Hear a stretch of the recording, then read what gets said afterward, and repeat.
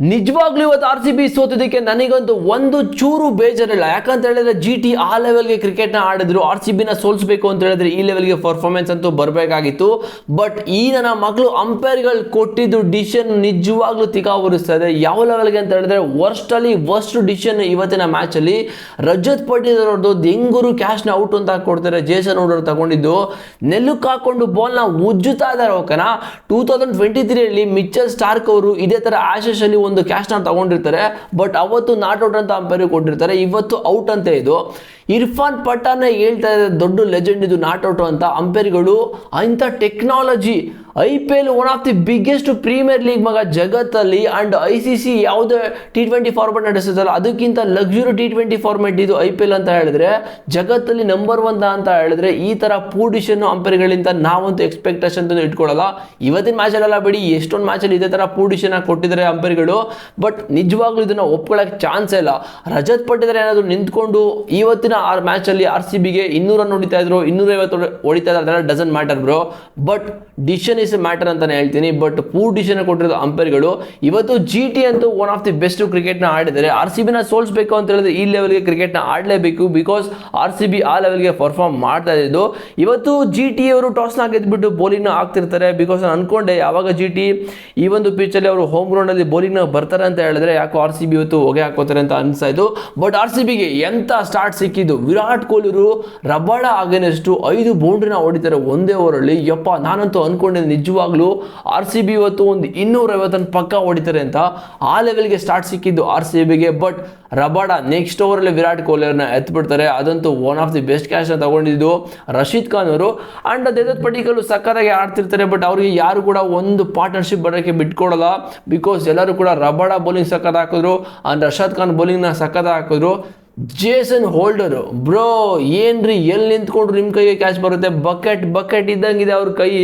ಹೋಗಿ ಹಿಂಗೆ ಕೂತ್ಕೊಂಡ್ರೆ ಒಳ್ಳೆ ನಿಂಬೆಹಣ್ಣು ಕೂತ್ಕೊಂಡಂಗೆ ಆಗುತ್ತೆ ಮಗ. ನಿಂಬೆಹಣ್ಣೆ ಅನ್ಕೊಳ್ಳಿ, ಆ ಲೆವೆಲ್ಗೆ ಬಾಲ್ ಕೂತ್ಕೊಳ್ಳೋದು ಅವ್ರ ಕೈಯಲ್ಲಿ. ಆ್ಯಂಡ್ ಎಲ್ಲ ಕಡೆ ಅವರು ಕ್ಯಾಚ್ನ ತಗೊಂಡಿದ್ದು. But Jason Holder Rajat Patel catch ತಗೊಂಡಿದ್ದು ನಾಟ್ ಔಟ್ ಮಗ. ನಿಜವಾಗ್ಲೂ ಕ್ಲಿಯರ್ ಆಗಿ ಕಾಣಿಸ್ತಾ ಇದೆ. ಓಕೆನಾ, ಕ್ಲಿಯರ್ ಆಗಿ ಎಲ್ಲರಿಗೂ ಕಾಣಿಸ್ತಾ ಇದೆ. ಝೂಮ್ ಮಾಡಿ ಕೂಡ ತೋರಿಸಿದ್ರೆ ಈ ಥರ ಟೆಕ್ನಾಲಜಿ ಇಟ್ಕೊಂಡು ಕೂಡ ಅಂಪೈರ್ಗಳದ್ದು ಹೆಂಗೆ ಆ ಥರ್ಡ್ ಅಂಪೈರ್ ಈ ಥರ ಥರ್ಡ್ ಕ್ಲಾಸ್ ಅಂಪೈರಿಂಗ್ನ ಕೊಡ್ತಾರೆ ಅಂತ ಹೇಳಿದ್ರೆ ನನಗಂತೂ ನಿಜವಾಗ್ಲೂ ನಂಬಕ್ಕಾಗಲ್ಲ. ಆ ಥರ ಒಂದು ಪೊಸಿಷನು. ಬಟ್ ದೇವದತ್ ಪಡಿಕ್ಕಲಿಂದ ಒಂದು ಬಿಗ್ಗೆಸ್ಟ್ ಇನ್ನಿಂಗ್ಸ್ ಬರ್ತಾ ಇರುತ್ತೆ. ಬಟ್ ಯಾರು ಕೂಡ ಅವ್ರಿಗೆ ಸಪೋರ್ಟ್ ಮಾಡಲ್ಲ. ವಿರಾಟ್ ಕೊಹ್ಲಿ ವಿಕೆಟ್ ಬಿದ್ದ ಮೇಲಂತೂ. ಆ್ಯಂಡ್ ರಜತ್ ಪಟೇಲ್ ಅವ್ರದ್ದು ಆ ಥರ ಕ್ಯಾಚ್ ಆದ್ಮೇಲಂತೂ RCB ಫುಲ್ ಶಾಕ್ ಆಗಿಬಿಡ್ತಾರೆ. ಆ್ಯಂಡ್ ವಿರಾಟ್ ಕೊಹ್ಲಿ ಅಂತೂ ಫುಲ್ ಫೈರ್ ಆಗಿಬಿಟ್ಟು ಅಂಪೈರ್ ಹತ್ರ ಹೋಗ್ಬಿಟ್ಟು ಜಗಳ ಆಡ್ತಿರ್ತಾರೆ. ಬಿಕಾಸ್ ಇಷ್ಟು ವರ್ಷ ಕ್ರಿಕೆಟ್ ಆಡ್ಬಿಟ್ಟು ವಿರಾಟ್ ಕೊಹ್ಲಿ ಅವ್ರಿಗೆ ಗೊತ್ತಿರುತ್ತೆ ಅದು ಔಟಾ ಇಲ್ವಾ ಅಂತ. ಓಕೆನಾ, ಎಷ್ಟು ಗೇಮ್ ಆಡಿದರೆ ಅಂಪೈರ್ಗಳು ಈ ಥರ ಡಿಸಿಷನ್ ಕೊಟ್ಟರೆ ಯಾರು ಸುಮ್ಮನೆ ಇರ್ತಾರೆ. ಆ್ಯಂಡ್ ವಿರಾಟ್ ಕೊಹ್ಲಿ ಅಲ್ಲೇ ಟ್ರಿಗರ್ ಆಯಿತು. ಆ್ಯಂಡ್ ಅದನ್ನು ಆನ್ ದ ಫೀಲ್ಡಲ್ಲಿ ಕೂಡ ತೋರಿಸ್ಕೊಂಡಿದ್ದು, ಅದ್ರ ಬಗ್ಗೆ ಆಮೇಲೆ ಮಾತಾಡೋದ. ಆ್ಯಂಡ್ ಜಿತೇಶ್ ಶರ್ಮಾ ಅಂತೂ ಕಂಫರ್ಟಬಲ್ ಆಗಿ ಕಾಣಿಸ್ತಲ್ಲ. ಬಿಕಾಸ್ ಫಾರ್ಮಲ್ಲಂತೂ ಈ ಒಂದು ಸೀಸನ್ ಇಲ್ಲ. ಸೊ ಜಿತೇಶ್ ಶರ್ಮಾ ಇವತ್ತಿನ ಮ್ಯಾಚಲ್ಲಿ ಆಡ್ತಾರೆ ಅಂತ ಅನ್ಕೊಂಡಿದ್ದೆ. ಓಕೆನಾ, ಬಿಕಾಸ್ ಈ ಥರ ಕ್ರೂಷಿಯಲ್ ಮೂಮೆಂಟಲ್ಲಿ ಆಡ್ಕೊಂಡಿದ್ದು ಲಾಸ್ಟ್ ಸೀಸನ್. ಬಟ್ ಈ ಸೀಸನಿಂದ ಅಷ್ಟೊಂದೇನು ಒಳ್ಳೆ ಪರ್ಫಾರ್ಮೆನ್ಸ್ ಅವ್ರ ಕಡೆಯಿಂದ ಬರ್ತಾಯಿಲ್ಲ. ಆ್ಯಂಡ್ ಟೀಮ್ ಡೇವಿಡ್ ಬರ್ತಾರಂಗೆ ಒಂದು 6ನ ಹೊಡಿತಾರೆ. ಓಕೆನಾ, ಅದಾದಮೇಲೆ ಇನ್ನೊಂದು 6ನ ಹೊಡೆಯೋಕೆ ಹೋಗಿ ಔಟ್ ಆಗಿದ್ದು. ಬಟ್ ಜೇಸನ್ ಹೋಲ್ಡರ್ ಎಂತೆಂಥ ಕ್ಯಾಚ್ ತಗೊಂಡಿದ್ದು ಇವತ್ತಿನ ಮ್ಯಾಚಲ್ಲಿ. ಮ್ಯಾನ್ ಆಫ್ ದಿ ಮ್ಯಾಚ್ ಅವರು ಡಿಸರ್ವ್ ಇದ್ದಾರೆ. ಬಿಕಾಸ್ 4 ಕ್ಯಾಚ್ ತಗೊಂಡು 2 ವಿಕೆಟ್ ಕೂಡ ತಗೋತಾರೆ. ಅದಂತೂ ಬೆಂಕಿ ಕ್ಯಾಚು. ಆ್ಯಂಡ್ ಕೃಣಾಲ್ ಪಾಂಡ್ಯ ಅದು ಕೂಡ ಪ್ಲಾನ್ ಮಾಡುತ್ತಿದ್ದು. ಬಟ್ GT ಫೀಲ್ಡಿಂಗ್ ಬಗ್ಗೆ ಇವತ್ತು ನಿಜವಾಗ್ಲೂ ನಾನು 100ಗೆ 100 ಔಟ್ ಆಫ್ ಕೊಡ್ತೀನಿ. ಬಿಕಾಸ್ ಆ ಥರ ಫೀಲ್ಡಿಂಗ್ ಸೆಟಪ್ ಮಾಡಿದ್ದು. ಶಾರ್ಟ್ ಮಿಡ್ ವಿಕೆಟ್ನ ನಿಲ್ಲಿಸ್ಕೊಂಡು ಜೇಸನ್ ಹೋಲ್ಡರ್ನ ಎಷ್ಟು ರಿಯಾಕ್ಟ್ ಮಾಡೋಕ್ಕೆ ಟೈಮ್ ಇರಲ್ಲ. ಆ ಒಂದು ಟೈಮಲ್ಲಿ ಆ ಒಂದು ಗ್ಯಾಪಲ್ಲಿ ರಿಯಾಕ್ಟ್ ಮಾಡೋಕ್ಕೆ ಟೈಮ್ ಇರಲ್ಲ. ಆ ಥರ ಒಬ್ಬ ಫೀಲ್ಡರ್ನ ನಿಲ್ಲಿಸ್ಕೊಂಡು ವಿಕೆಟ್ನ ತೆಗಿತಾರೆ. 2 ವಿಕೆಟು ಯಾರೋ ಜೋಕಬ್ ಬದಲ್ ಮತ್ತು ಕೃಣಾಲ್ ಪಾಂಡ್ಯ ವಿಕೆಟ್ ತೆಗಿತಾರೆ ಅಂತ ಹೇಳಿದ್ರೆ ನಿಜವಾಗ್ಲೂ ಸಕ್ಕ ಸೆಟಪ್ನ ಮಾಡಿದ್ದು. ಆ್ಯಂಡ್ ಇವತ್ತು ನನ್ನ ಪ್ರಕಾರ ರೊಮಾರಿಯೋ ಸಫರ್ಡು ಬಿಗ್ ನಾಕ್ಸ್ ಬರುತ್ತೆ ಅಂತ ಅಂದ್ಕೊಂಡಿದ್ದೆ ಮಗ. ಬಿಕಾಸ್ ಇವತ್ತು ರಶೀದ್ ಖಾನು ಎಂಥ ಬೌಲಿಂಗ್ನ ಆಗ್ತಾ ಇದ್ದು ಬ್ರೋ. ರಶೀದ್ ಖಾನ್ಗೆ ಈ ಸೀಸನ್ ಎಲ್ಲರೂ ಕೂಡ ಕೊಟ್ಟಿದ್ದಾರೆ, ಸರಿಯಾಗಿ ಓಡಿಸ್ಕೊಂಡಿದ್ದಾರೆ. Rashid Khan last match RCB against ಆಡಿದಾಗಲೂ ಕೂಡ ರಶೀದ್ ಖಾನ್ಗೆ ಸರಿಯಾಗಿ ಓಡಿಸ್ಕೊಂಡಿದ್ದಾರೆ. ಬಟ್ ಇವತ್ತೊಂದು ಸಕ್ಕದಾಗಿ Rashid Khan bowling. But Romario Shepherd ಅವರು ಒಂದು ಓವರಲ್ಲೇ 2 6ನ ಹೊಡಿತಾರೆ. ಆ್ಯಂಡ್ ನೆಕ್ಸ್ಟ್ ಓವರ್ ಬಂದ್ಬಿಟ್ಟು ಔಟ್ ಆಗ್ತಾರೆ. ಇದೊಂಥರ ನಿಜವಾಗ್ಲೂ ಇನ್ನು 5 ಓವರ್ ಇತ್ತು. ಓಕೆ, ರೊಮಾರಿಯೋ ಸಫರ್ಡ್ ಆಡಬೇಕಿದ್ರೆ ಇನ್ನು 5 ಓವರ್ ಇತ್ತು. ಸೊ ರೊಮಾರಿಯೋ ಸಫರ್ಡ್ ಮತ್ತು ಯಾರದು ವೆಂಕಟೇಶ್ವರ್ ಸೇರಿಕೊಂಡು ಆ್ಯಕ್ಚುಲಿ ಒಂದು ಪಾರ್ಟ್ನರ್ಶಿಪ್ ಬರುತ್ತೆ ಅಂತ ಅಂದ್ಕೊಂಡಿದ್ದೆ. ವೆಂಕಟೇಶ್ವರ್ ಇಂಪ್ಯಾಕ್ಟ್ ಪ್ಲೇಯರ್ ಆಗಿ ಬಂದು ಅಷ್ಟೊಂದು ಇಂಪ್ಯಾಕ್ಟ್ ಮಾಡೋಕ್ಕಾಗಿಲ್ಲ. ಆ್ಯಕ್ಚುಲಿ ಅವ್ರಿಗೆ ಎಲ್ಬೋಗೆ ಬಿತ್ತು ಪಾಪ, ಅವ್ರಿಗೆ ಏನೂ ಮಾಡೋಕ್ಕಾಗಿಲ್ಲ. ಆ ಒಂದು ಎಲಿವೇಶನ್ ಕೂಡ ಸಿಗಲಿಲ್ಲ ಹೊಡೆಯೋಕೆ ಹೋಗಿ 6ಗಳನ್ನ, ಅದು ಕೈಗೆ ಹೋಗಿದ್ದು. ಆ್ಯಂಡ್ ರೊಮಾರಿಯೋ ಸಫರ್ಡ್ ಕ್ಯಾಚ್ನ ತಗೊಂಡಿದ್ದು ಸಾಯಿ ಸುದರ್ಶನ್. ಎಂಥ ಕ್ಯಾಚ್ನ ತಗೊಂಡು ಸೀರಿಯಸ್ ಆಗಿ ಡೈವಿಂಗ್ ಕ್ಯಾಚ್ ಅಂತೂ ನೆಕ್ಸ್ಟ್ ಲೆವೆಲ್ ಥರ ಇತ್ತು. ಅದಕ್ಕೆ ಹೇಳಿದ್ದು ನಾನು ಗುಜರಾತ್ ಟೈಟನ್ಸ್ ಅವರಿಗೆ 100 ಔಟ್ ಆಫ್ 100 ಮಾರ್ಕ್ಸ್ನ ಕೊಡಬೇಕು ಅಂತ. ಫೀಲ್ಡಿಂಗ್ ಅವರು ಪ್ಲ್ಯಾನ್ ಮಾಡಿದ್ದು ಎಕ್ಸಿಕ್ಯೂಟ್ ಮಾಡಿದ್ದು ಎಲ್ಲನೂ ಕೂಡ ಪ್ರಾಪರ್ ಆಗಿತ್ತು. ಅದಕ್ಕೋಸ್ಕರ ಇವತ್ತು RCB ನೆಕ್ಸ್ಟು GT ಗೆದ್ದಿದ್ದು.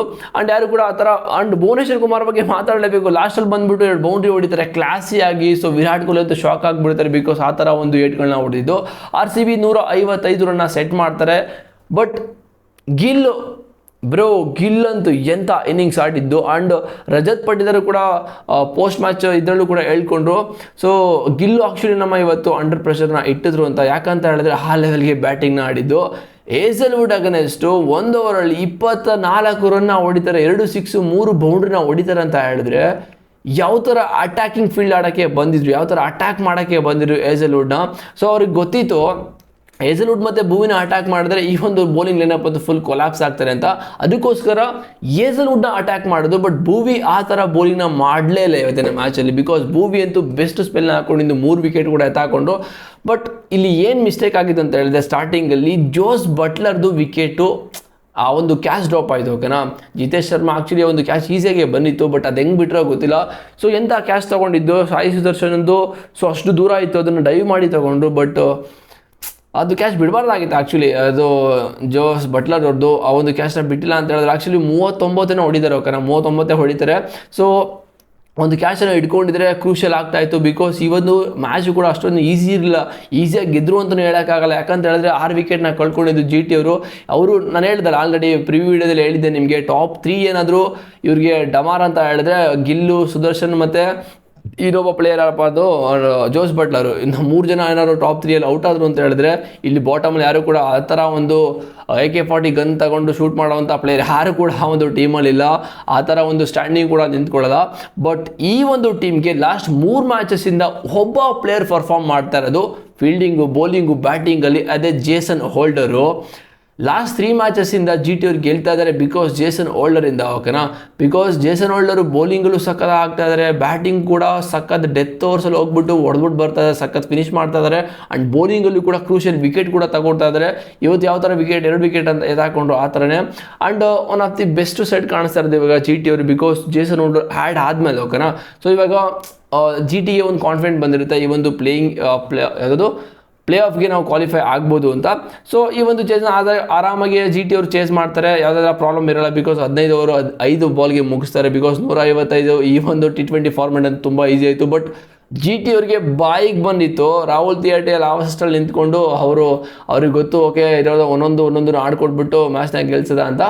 ಸೊ ಈ ಒಂದು ಮ್ಯಾಚ್ನ ಕಂಫರ್ಟಬಲ್ ಆಗಿ GT ವಿನ್ ಆಗ್ತಾರೆ. ಬಟ್ ನನಗೆ ಬೇಜಾರಾಗ್ತಾ ಇರೋದು ಇಲ್ಲಿವರೆಗೂ ಏನಂತ ಹೇಳಿದ್ರೆ ಅಂಪೈರ್ ಕೊಟ್ಟಿದ್ದು ಒಂದು ಪೂರ್ ಡಿಸಿಷನ್ನು. ನಾನು ಇದನ್ನು ಒಪ್ಕೊಳ್ಳೋದಿಲ್ಲ. ಬಿಕಾಸ್ ಭುವಿ ಅಂತೂ ಇವತ್ತು ಬೆಸ್ಟ್ ಬೌಲಿಂಗ್ನ ಹಾಕಿದ್ದು, 4 ಓವರಲ್ಲಿ 28 ರನ್ ಕೊಟ್ಟು 3 ವಿಕೆಟ್ನ ತೊಗೊಂಡಿದ್ದು. ಆ್ಯಂಡ್ ಹೇಸಲ್ವುಡ್ ಸ್ವಲ್ಪ ಕಾಸ್ಟ್ಲಿ ಆದರೂ ಓಕೆ. ಬಟ್ ರೊಮಾರಿಯೋ ಸಪೋರ್ಟ್ 1 ಓವರಲ್ಲಿ 2 ವಿಕೆಟ್ನ ತಾಗಿದ್ದಾರೆ. ಅಲ್ಲಿ GT ಅವ್ರಿಗೆ ಬಾಯಿಗೆ ಬರ್ತಾ ಇರುತ್ತೆ. ಬಟ್ ಏನೂ ಮಾಡೋಕ್ಕಾಗಲ್ಲ. ಆ್ಯಕ್ಚುಲಿ ಅವಾಗ ಕೈ ತಪ್ಪು ಹೋಗ್ಬಿಟ್ಟಿತ್ತು ನಮ್ಮ RCB ಅವ್ರಿಗೆ. ಯಾಕಂತ ಹೇಳಿದ್ರೆ ಆಲ್ಮೋಸ್ಟ್ ಆ ಒಂದು ಎಲ್ಲ ಕೂಡ ಕೊಲಾಪ್ಸ್ ಆಗಿಬಿಟ್ಟಿದ್ರು RCB ಟೀಮಲ್ಲಿ. ಓಕೆನಾ. ಸೊ ಏನೂ ಮಾಡೋಕ್ಕಾಗಲ್ಲ, ಈ ಥರ ರಿಸಲ್ಟ್ ಆಗುತ್ತೆ. ಬಟ್ ಅಂಪೈರ್ಗಳಂತೂ ನಿಜವಾಗ್ಲೂ ಇವ್ರ ಮೇಲೆ ಫೈನ್ ಹಾಕ್ಲೇಬೇಕು ಮಗ. ಅಂಪೈರ್ಗಳ ಮೇಲೆ BC ಅವ್ರು ಫೈನ್ ಹಾಕ್ಲೇಬೇಕು. ಯಾಕಂತ ಹೇಳಿದ್ರೆ ಈ ಥರ ಡಿಸಿಷನ್ ಕೊಟ್ಟರೆ ಯಾರು ಒಪ್ಕೋತಾರೆ? ಈ ಒಂದು ಡಿಸಿಷನ್ ಆಲ್ರೆಡಿ ತುಂಬ ಬ್ಯಾಡ್ ಡಿಸಿಷನ್ ಕೊಟ್ಟಿದ್ದಾರೆ, ಪೂರ್ ಡಿಸಿಷನ್ ಕೊಟ್ಟಿದ್ದಾರೆ. ಈ ಒಂದು ಬಿಗ್ ಸ್ಟೇಜಸ್ಸಲ್ಲಿ ಬಂದುಬಿಟ್ಟು ಈ ಥರ ಒಂದು ಡಿಸಿಷನ್ ಕೊಡ್ತಾರೆ ಅಂತಾರೆ ಯಾರು ಕೂಡ ಅಕ್ಸೆಪ್ಟ್ ಮಾಡ್ಕೊಳ್ಳೋಕೆ ನಿಜವಾಗ್ಲೂ ರೆಡಿ ಇಲ್ಲ. ಹೇಳ್ತಾ ಇದ್ದೀನಿ, ನಿಜವಾಗ್ಲೂ ರೆಡಿ ಇಲ್ಲ. ಸೊ ನಿಮ್ಮ ಪ್ರಕಾರ ಇವತ್ತು ಯಾವ ಥರ ಡಿಸಿಷನ್ ಕೊಟ್ಟರು ಅಂಪೈರ್ ಅಂತ ಕಾಮೆಂಟ್ ಮಾಡಿ. ನನಗಂತೂ ನಿಜವಾಗ್ಲೂ ಬೇಜಾರಾಗ್ತದೆ. RCB ಸೋತ್ರು ಅಂತಲೂ ಕೂಡ ಬೇಜಾರಾಗ್ತದೆ. ಈ ಥರ ಪೂರ್ ಡಿಸಿಷನಿಂದ RCB ರಜತ್ ಪಟ್ಟಿದಾರೆ ನಿಂತ್ಕೊಂಡಿದ್ರೆ ಇನ್ನು ಅಟ್ಲೀಸ್ಟ್ ಒಂದು 30-40 ರನ್ ಕೂಡ ಎಕ್ಸ್ಟ್ರಾ ಆ್ಯಡ್ ಮಾಡ್ತಾಯಿದ್ರು. ಓಕೆನಾ. 30-40 ರನ್ ಆ್ಯಡ್ ಮಾಡಿದ್ರು ಮಿನಿಮಮ್ ಒಂದು 210 ಹತ್ರ ಆದರೂ ಹೋಗ್ತಾಯಿತ್ತು. ಒಂದು ಒಳ್ಳೆ ಕಾಂಪಿಟೇಟಿವ್ ಸ್ಕೋರ್ ಇರ್ತಾಯಿತ್ತು, ಟಾರ್ಗೆಟ್ನ ಸೆಟ್ ಮಾಡಿ GTಗೆ ಪ್ರೆಷರ್ ಹಾಕೋಕ್ಕೆ. ಬಟ್ ಏನು ಮಾಡೋಕ್ಕಾಗಲ್ಲ, ಆಯಿತು. ಸೊ ನಿಮ್ಮ ಪ್ರಕಾರ ಏನು ಅನ್ನಿಸ್ತು ಅಂತ ಕಾಮೆಂಟ್ ಮಾಡಿ ಅಷ್ಟೇ.